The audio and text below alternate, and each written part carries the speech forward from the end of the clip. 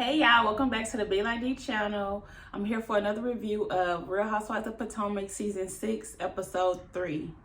Okay, so we open up the episode where we at Robin's house and we seeing how she waking up at the last minute to wake her kids up so they can do their virtual schooling, and one like, boy, get your ass up. One is mad. One is like, okay, so his class is at 9:10 and you gonna wait till 9:07 to wake him up? He's like, do better please, do better please. He said, we talked about this. But she like, the pandemic. He said, what? The pandemic? He don't care, girl. He up, so your ass need to be up. And them kids need to be up. And she, how you know he ain't go back and get back in bed after she was like, all right, happy school, and then everything was still dark. Damn, so she's saying how she expected the pandemic to be over by now, and then it's just a lot with the kids being at home. So she actually has to make sure they're doing their homework, taking them still to their practices, basketball practice, and all this other little activities that they do. I mean, I guess she's seeing what teachers got to deal with, because she already be dealing with their ass at home after school. So not having them all day is a damn headache. But damn, the teacher was on the line giving the damn son, well, make sure your mom has you up. Has you up. School is your job now. That's your job. You have to wake up for school. I'm like, oh, Lord. And then they show it on TV. Well, you know what, Robin? It's okay. Yours is on TV, but everybody else is probably doing even way worse. Way worse. All right, so now we over to Karen and Ray's house, and Karen is doing some Zoom call for her Ladam wig collection, and they show us flashbacks of her building her brand. And she's like, when she said she was building a Ladam house of beauty or something like that, I don't know, but she been saying that, and you know what, she been doing it, she been consistent, so that's good, girl, because I don't know what happened to every hue. Okay, so now Giselle and Ashley meet up, and Ashley's talking about how she's shaking, so she needs to get something to eat, and they had some restaurant. And Giselle just go ahead and offer her food, since hers, you know, the other food is coming. So Ashley was like, well, no, I can't wait. She's like, no, you're pregnant. Go ahead and eat. And she's like, oh, this is great. I should stay pregnant. No, that's what we're trying to stop you from doing. No, you cannot be on this show and constantly be having these damn babies. You are not interested when everybody's tiptoeing around your ass, okay? We need your ass to be messy, in this mess, and dealing with mess, okay? Okay, messy ass Giselle. So you finna tell Ashley about her and Michael's infidelity. You really finna bring that up when you dealing with all this fake relationship with Jamal? Girl, how you find the time? You just love to flip that script. Nah, let me talk about you. He did a little tomfoolery. I'm not saying he can mess with the nanny, but don't give her any temptations. Oh, I can't stand this woman. Like, bitch. Okay, so now Ashley is giving Giselle the lowdown on what happened at Karen's party, with Mia saying that she's just a pretty face and all of this. Since she heard about Karen wishing death on Karen's husband. But Giselle's like, well, that's interesting, because she's been texting me and Robin and wishing us happy Valentine's Day and all this stuff. I'm like, oh no, Mia, why you coming off looking desperate? I thought we were just gonna genuinely try to form some kind of friendships with these women, but I didn't know you was out there like, hey y'all, I'm here. That's what I got from it. But Giselle like, okay, Mia, you need to figure out how you feel about me. Do I have a beautiful soul, or am I just a pretty face? And bitch, you just a pretty face. Okay, so now Giselle saying she's gonna plan some pamper Ashley party, because she's in her last little trimester of pregnancy. She could have a baby any day now. And she said that when she was pregnant with the twins, she felt everybody cared about the babies, and I heard that made her feel a little bit alone. So she wanted to have something that made Ashley feel good about herself. And I'm like, okay, that's nice, Giselle. But she was like, I am not inviting Karen Huger. And then, well, Ashley was like, well, I would request that she attend. And I'm like, thank you, Ashley. Don't let her be Xing people out. Like, stop that shit. And then she was like, well, is Mia invited? And she was like, do you want me there? And then she was like, I think so, yeah. I like how she's somewhat upfront about her life, and then they're laughing about her clit surgery. And I'm like, ugh, do it really even matter? They all like, I'm just trying to figure out what would happen that she would need it done. And then it's like, well, porn stars get that surgery. And I'm just like, so y'all finna really make this girl a little storyline. Y'all finna pick at this until she get on y'all ass. I guess. I want to see her pop off, so let's do it. Okay, so now we're at Robin's workspace. I don't know what this is. We're at Robin's workspace, and she has some new girl, a Scala. I don't know what her name was. It was something like that. She's Ethiopian. She's really pretty. And then here comes Wendy coming in to help.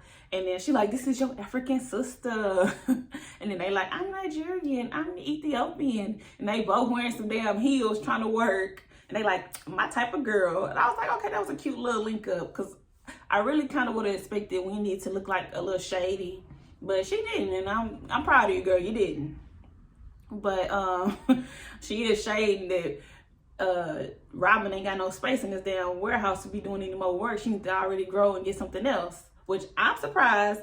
Robin's embellished hats are doing well. She says she has so many orders and she's backed up. That's why the warehouse looking like that. And but now she's talking about Wendy and her home essentials line, because Wendy's telling her that she wants to do candles, and she like, what, Professor? Candles? But I mean, I would have been shocked too. I would have been shocked too, as I was. But she been saying she don't know what her passion is, so go ahead and find it, girl.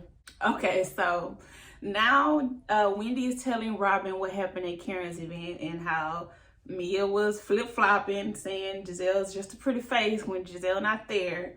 But she hyping Karen up, saying, you know, F Giselle, basically. But I love Robin's face because she's so damn messy. I love Robin's face because then Wendy is like, she doing her hands all in my, she was doing her hands all in my face. And old Win would have popped. But new Win is Zen Win. And then the Ethiopian girl talking about, ooh, Zen Win. I like that. And then Robin just got this smirk like, bitch, I'm trying not to laugh at your dumb ass. Zen Win? Okay, girl. She can't wait to go back and run and tell Giselle that shit so they can laugh. Zen Win. Girl, bye. So now Mia and her husband are talking about Wendy and her husband. And he's like, yeah, I enjoy talking to Eddie. And then Mia was like, yeah, he seems scared of her. And then she's saying that when they played the game and she said her husband is not interested in anybody in the room. And she was like, honey, your husband couldn't even look me in the eyes, okay? And her husband laughing. I'm like, okay, husband. Hype that woman up. Tell her, okay, yeah, that man, he's scared of her. And I'm sure he is. Because I told you she was over there giving him the answers. That looks like me. Yeah, fix it. Fix it. Girl, bye. Stop trying to control your damn husband. You trying to have this perfect image. And we all damn well know that shit probably crumbling down over there. Okay, so now I don't know the girl's name, so I'm gonna keep calling her the Ethiopian girl for right now. So the Ethiopian girl asks about the Ashley Pamper party that Robin invited her to go to with her. And she's like, so what can I expect? And the first thing Robin is gonna say is, well, Karen drinks a lot. Girl, so y'all finna build up this storyline that she a drunk. She never come off as a drunk, so shut the fuck up, really. But anyways, she's like, so she drinks a lot. And she was really coming at Giselle the other night. And I was trying to tell her to like chill out. And then the whole time Bravo Shady ass got the camera on Wendy, like to see what Wendy's reaction is to all of this. And her saying this, Wendy ain't had no reaction. Wendy was like, I'm just gonna keep tearing this paper and hear it, but I'm not gonna react. And then of course Robin turns it to her, and then you were telling me to to stop with Karen. And then Wendy was like, well, see, it's my house and I didn't want anyone to feel ganged up on in my house. And she's like, I'm just Zen Win. I'm just Zen Win. Girl, why you act like he's kind of scared? Stand on your shit. You don't want people to be feeling ganged up. You don't want Robin jumping in on shit. shut up, Robin. And then Robin in her confessional talking about a year ago, Wendy would have had Giselle's back. And that's what it's all about. Shut the fuck up, Robin. Stop trying to have Giselle's back and have your own damn back. Have your own back, have your own, figure out your own debt issues and pay attention to this damn business so you don't go in debt again for the third time. Okay, how about that? All right. Now we go right to Candace's house and she's taking care of the kids. And she's like, I love having the kids here because it reminds me that, well, it lets me know that I'm not going to be a bad mother when I become one someday. And then she hops on the phone with her mama on FaceTime. And she's telling her that she's going to have a meeting with Karen. And then she's saying that, well, her mama tell her, just be careful. And then she's like, oh, after this whole year, I definitely learned to, with Karen and with friends, just to be careful with them. Yeah, be careful with your hands, be careful with your words, because you get your ass whooped. How about that? But anyways, like I said, she was going to be on that shit, talking about she want Karen to admit that she defended some terrible behavior of whatever, bullshit. Basically, she defended Monique, and she shouldn't have defended Monique. That's all she want her to say. Like I said, told you. So she not finna let this go until Karen give her those words. And I wonder what Karen gonna say. I wonder how this finna go. Interesting. Oh yeah, and then her mama she tells her mom that Chris is managing her. And then her mom trying to give her some advice like, that's not really smart. Good luck. Well, she said, good luck. Good luck with that. And then she's like, well, why are you being passive aggressive? Because, girl, you're making a dumbass decision. Your husband finna be your manager. Well, is your manager. That's a recipe for a disaster. Especially with the relationship y'all have, the way you act with your immature ass. Like, that's not finna work. And then she's trying to say that her mom's trying to make it seem like her husband's gonna have ulterior motives because he done quit his job and she's his sole income. No, that's gonna be a problem because then if stuff is not working out for you, y'all both fucked. And, girl... Your mama trying to give you some advice and you just being an idiot as always. Okay, so now we go to Karen's house and Wendy is visiting Karen and she's asking for her advice with her business, with her candles, and she's saying she want to be the Black Martha Stewart. I'm like, okay, girl, get it. Get it. She said she want to do throat pillows, she want to do blankets, she want to do all kind of shit, rugs, but she's starting with candles. And I like how Karen really gave her some advice. And she asked her all the good questions, answered it, and then she said, well, why would somebody pick up your candle versus someone else's candle? And then Wendy's like, that's what I'm scared of. And she's like, but this is the kick in the ass that you need. All right, and I like that. Give her advice. And you know what? You came to the right person because, far as I know, Erin Hugh ain't do too good. And what else she doing? And Robin in these embezzle hats, I don't know. You can't, Robin doing one thing. Giselle talking about people doing one thing and another thing. Giselle, you only did one thing. And then Robin done did real estate. Well, not real estate. What is it? Construction. I don't know. Flipping house. And then now she doing hats. Where'd that come from, Robin? And is it really making money? I mean, you telling us it is, but we're going to see, though. We're going to see. All right, now we at Mia's house. And why her son eating a damn donut and a salad? That was so weird, but okay. So they was like, he hitting all the food groups. All right. And then the other one over there chewing with his mouth open. She like, all right, you doing good? And he like, yeah. She's like, okay, chew with your mouth closed. I don't know. I thought that was kind of funny. But anyway, so then she goes to the other room to talk to her husband about her mother. And apparently she has been in foster care.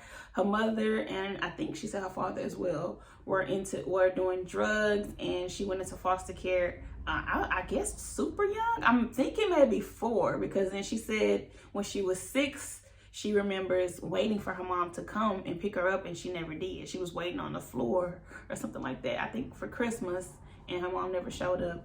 And then she said just she would always write her mom and everything, but she never got anything back. She said she don't know if she just didn't receive the message or she never wrote back. But pretty much her relationship with her mother is non-existent. And she still wants to, like, you know, let go of that hurt and that pain because she feels like she never had a mother at this point. What she said at 6 years old, she felt like she didn't have a mother. So, wow. But And she starts to tear up, and her husband comforts her and says, well, maybe y'all can get through this. Maybe y'all can have real conversations that'll help both of y'all heal. Okay, so now Karen and Candace are finally having their sit down talk. And Karen basically said, I don't regret anything that I did. I'm sorry that you were hurt. I'm sorry that you were physically hurt, mentally hurt, and emotionally hurt. But I was also emotionally hurt. And then she'd be like, how was you emotionally hurt? And she said, because did you not see the attack launched against me because of the position that I took? Because I chose to stay neutral? I did the best I could. And that's facts. She did the best she could. She did stay neutral as best she could. Especially with all y'all, take my side, take Candace's side, take Candace's side. Monique wasn't doing that shit. And then just like Karen said, Robin and Giselle was circulating around her like they was trying to protect her, especially from Karen, since Karen wouldn't take their side. When she said she was not trying to take a side, she just wanted to be neutral to everybody because they both are her friends. And guess what? Candace is still mad and upset because Karen is not going to take that back. And then here we go, our first season napkin, folded napkin. Girl. Now Candace is so disappointed in Karen, and she's like, you are not a friend. But in her confessional, you are not a friend, and I can't trust you. I mean, we can still kiki, and I can be cordial. Just because she wanted her to say Monique was wrong, and she didn't. So now she's just gonna throw that whole friendship away because I can't trust you to take my side. That's what she said, basically. She said, I can't trust you. And Karen's like, okay, I get that. And we can, one step at a time, we can build from there. Karen's like, we'll get over this one day. You'll get over it. All right. Giselle's such a damn hater. So they all at Ashley's pamper party. Everybody's slowly coming in. Candace was first. And she tried not to throw no shade at Ashley. She was like, I can't, not while she's with child. But I can't wait to hear that wide body ass. I'm sorry, that was funny. Okay, but anyway, she's such a damn hater because here come Wendy come in showing off her boobs, you know, her new boobs. And she's like, okay, Wendy, you got your boobs done, but do we need to see them every time I see you? Yes. What the fuck you think she got them for? Duh, to show them off. Shit, Wendy, keep showing up to her events with the showing up all high in the sky in front of her ass, okay? Because she over there, what the hell she got on this long ass cardigan? Everybody all looking cute and you looking like that. Goodbye. Okay, so now my girl Karen walking into the room, and of course she pays Giselle dust and speaks to everybody else. And then she's like, I have no plans for interacting with Giselle, especially until she take accountability for her actions. And then Giselle in her confessional, nope, I'm not here for Karen at all. But girl, since Karen walked in the room, you was immediately looking like, is she gonna speak to me? Pick me ass bitch. Okay, look at Giselle doing something cute. This little game where they all sent in their pregnancy pictures and she zoomed in on the bellies and they had to guess who belly it was. That was cute. But Wendy, you got Karen's ass where you was like, that's Karen. It got the date. And then they zoomed in. And it was Karen. And Karen was just like, yes. And then they do one that's Candace. And then they're like, who is that? And then they show Candace. And then she was like, yes, I was pregnant there. And everybody's like, what? She's like, pregnant with possibilities. I was like, okay, girl. Because you sure had me. I was looking like them too. What? Pregnant with possibilities. She be having some good little lines. Then Mia's telling her about how when they were talking, she had her hand in her face. And then Candace jump in and say, well, that can come off as threatening. Like, let me let you know. Because I don't know if you're going to get your ass whooped, because I got mine whooped, but it come off as threatening, so we don't do that no more. And then Wendy just busts out with, and don't ever try me like that again. I said, ooh, Wendy. Okay, but if that was me, she would have me fucked up. And Mia was like, oh, really? And then she gets to talking with her hands again, and they're like, there you go with your hands. And she's like, well, I'm sorry, I just talk with my hands. You're gonna have to deal with it. If you got a problem, you can sit over there. Boom. That was all your issue right there. Or Mia could go sit over there, either way. But she talking with her hands. I don't think she really finna fight her over some stupid ass conversation. But you never know. And then Wendy talking about she was at her house that day, but she got time today. TikTok. TikTok. Girl, that was not cute. You wasn't saying nothing. It wasn't a good read. I wish they would have edited it out for you because it sucked. Okay, Wendy, that was so ugly and mean girl of you to say you don't even go here. Bitch, you don't even go here. This is your second season. Come on now. And you really didn't have much last season because y'all built the whole season around Monique. So, girl, shut up. Okay, so while they in the middle of arguing, Giselle is really trying to interject, and they like, girl, ain't nobody talking about you and your stupid problem. We all talking about this over here.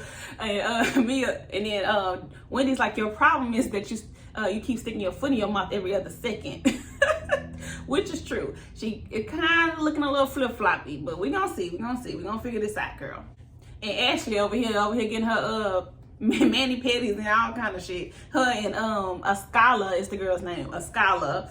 They in there chilling, talking about, yeah, I'm really feeling no pains. They cut on the little Zen music for them while Wendy over there claiming she's Zen Wind, and she over there going off talking about, I got time today. Tick-tock, tick-tock. Girl, bye.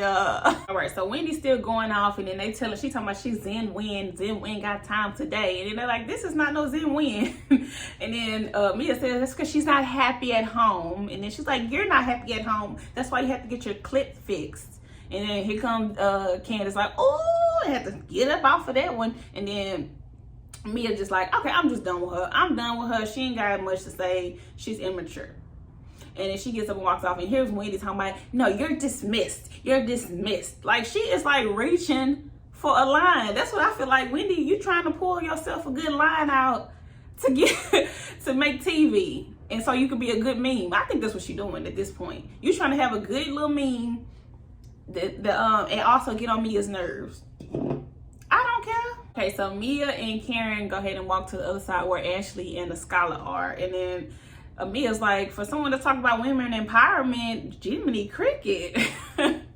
Exactly, Wendy. You talking about women empowerment, but now all y'all finna do is throw that she got all these surgeries in her face. Make it make sense. So now Giselle is trying to tell Wendy that she loves when she go hard in the paint. But you gotta let the other person talk. Giselle, you don't let the other person talk, not really. But okay, I'm surprised you trying to be neutral. Because I thought you have written Mia off, but we finna see. But she said she called me small-minded. You know, that, ooh, you messing with her ego, girl. You can't be calling her small-minded. Don't call her dumb, because she gonna bring out that 4 degrees, and we ain't heard it yet, so I don't want to hear it, okay? But Wendy brought up the point that she only went hard because she defending Robin and Giselle, well, mostly Giselle. She defended Giselle, and she like, hold on. So now Wendy like, so apparently loyalty is only one-sided because they're not having my back when I'm having their back. And I'm like, duh, they only loyal to each other. You will never break into that friend group, okay? You will never break into that. They are only loyal to each other. Remember that, Wendy. Okay, so now Ashley and the scholar come out, and they telling them about what just happened, and then they like, Zen win. This is gonna be a whole damn season of this. Zen win. And then a scholar come in, not Zen win. I don't know this person. Okay, you might be funny. Let's see what she got. Okay, a scholar, get your moment, girl. Get your moment. So Karen's telling Ashley that after she had a baby, they're gonna have some time together and they can have a good time with Fireball. Because you know Karen was 2 sheets to the wind last season with the Fireball. And then so now a scholar like, well, it was mentioned that you drink heavily, and I was like, oh, she's saying it. I was surprised. I didn't think she was gonna say it. But go ahead and start some drama, girl. So, and then Karen was like, well, we can play that up right now. She was like, I have a lot of parties, and I love these girls. I call them when I'm drinking, and I talk to them for hours. And I love having parties. You can come to some of my parties. And then Ashley in her confessional being shady, talking about, the only thing I differ from Karen's explanation is that it sounds like a party of one. And then also Bravo gonna flash back to Karen calling Giselle a drunk after she just said that calling somebody an alcoholic is very defamatory. And I'm like, well, she called, be a senseless fan. Well, she did call her a drunk, not an alcoholic. Alcoholic is diagnosing somebody, okay? But, but one and the same. But still, that's because she already know they finna come at her with that storyline, so I think that's why she threw it back at her. But I still don't see Karen as a drunk. That does not mean she's a drunk or alcoholic. Well, why they love playing her as the drunk person? Why? I don't know. Okay, so now Mia finally admits to being a stripper, but the story still don't add up, girl. Please just tell us the whole story incomplete, okay? She said that she started working at the strip club as a bartender, and then somebody called her husband and was like, oh, we got this new girl up here. She's serving some good drinks. Who does that? No one does that. And then shortly after that, she became a stripper, and then she met her husband. So you met your husband as a stripper. You just added that extra piece into the story. Okay, so now we got Mia, you know what you are? You are a Karen. Karen have little pics of the truth mixed in with a story. But we gotta sift through yours a little more, huh? Okay, so, and then she said that they didn't have poles. She don't do no pole work. They wore long gowns. I'm like, what is this? This is not a strip club anymore. What is this? A long gown. And then actually in her confession, like, only strip clubs I've been to where they wear long gowns is they still have stuff cut out. Like, you still have your pieces showing. You gotta show some skin still. And then here come Candace in her confession, like, girl, you had to do something else to have that old geezer turn around and take you to the penthouse. I'm like, oh, I know Mia gonna have a problem with that, so I want to see how that's gonna turn out, even though we got all the way to the reunion, but we'll see. And then Karen just like, I don't think nothing wrong with it. Shoot, she's like, I was thinking of getting a pole myself and have Mia teach me. I'm like, Karen, no. Okay, so then Giselle leaves, and then Karen eat her ass up in the confessional. She said, of course Giselle leaves before the party is over with. She's not a host, she's not a dresser, and she's not even a good wig wearer. I'm just saying. Okay, and then they end the episode with Skylar doing a prayer for Ashley to have a safe delivery and have no complications. And for a second, they showed Candace just on her phone like, But then after she said her prayer, she said, Ashley said, and we prayed that we have peace amongst us. And then Candace just gonna clink her glass a little bit, like, yeah. All right, so that's the end of the episode. This is my review for Real Housewives of Potomac season 6, episode 3. Like, comment, and subscribe. Thank you.